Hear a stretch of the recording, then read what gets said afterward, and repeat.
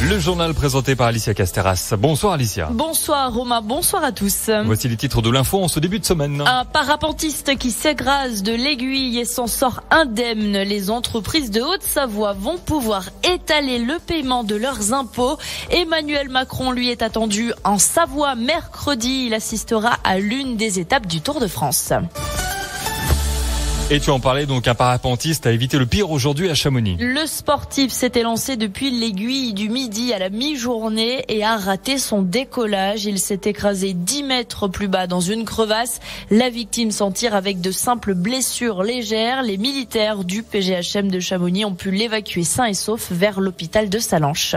Un peu de répit pour les entreprises en Haute-Savoie. À l'heure de payer les impôts, le gouvernement confirme la mise en place d'un plan de règlement permettant aux entreprises d'étaler jusqu'à 3 ans le paiement des impôts dus pendant la période de crise sanitaire. Sont concernés les TPE, PME, commerçants, artisans, professions libérales, tous ceux ayant débuté leur activité au plus tard en 2019. L'entreprise doit remplir un formulaire de demande disponible sur impôts.gouv.fr. N'hésitez pas à vous renseigner auprès de la Direction générale des finances publiques de Haute-Savoie.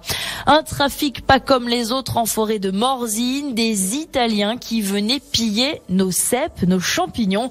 4 femmes cueillaient et revendaient leurs marchandises sur les marchés du Val d'Aoste.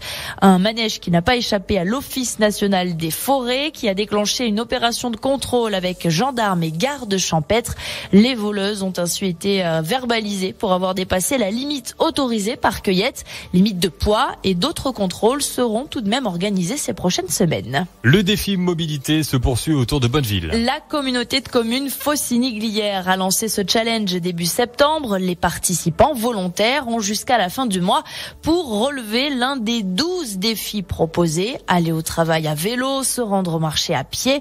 L'événement a pour objectif de promouvoir les modes de déplacement doux. Et tout au long du mois, de nombreux ateliers gratuits et des animations sont programmés. Voici ce programme avec Claude Servoz, délégué à la communauté de communes Faucigny-Glières. Il y a la remise en selle en vélo. Il y a des gens qui ne sont pas montés sur le vélo depuis des années et ils se disent il y a des circulations, c'est compliqué, mais il y a aussi des pistes cyclables qu'on a mis en œuvre. Aujourd'hui, on peut aller à 80% sur la piste cyclable de Bonneville-à-Cluse.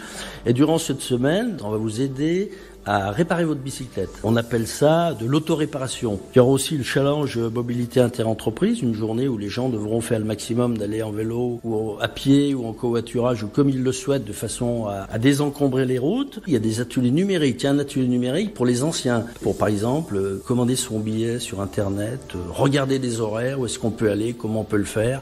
Et c'est le samedi 26 septembre que tout un village de la mobilité se tiendra à Bonneville. De midi et demi à 17h, il y aura des jeux, des cadeaux et puis toutes les informations nécessaires pour connaître les modes de déplacement sur la communauté de communes Faucigny-Glières. Et Alicia, tu en parlais dans les titres, Emmanuel Macron en Savoie pour le Tour de France. Alors c'est repos aujourd'hui sur la grande boucle, mais les coureurs, ils arrivent, ils se rapprochent et ils débarquent dans nos Alpes dès demain.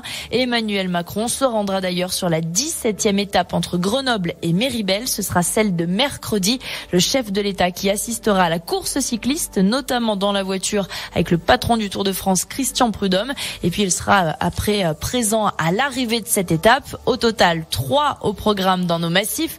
Et celle qui va passer chez nous, Méribel-La Roche, ce sera jeudi. On va reparler en détail de ce programme du Tour de France jeudi avec l'arrivée rochoise. Le maire de La Roche-sur-Foron, Jean-Claude Georget, sera avec nous demain matin. En effet, à partir de 8h, il sera l'invité de la matinale des Super Leftos. Merci Alicia. Je vous en prie.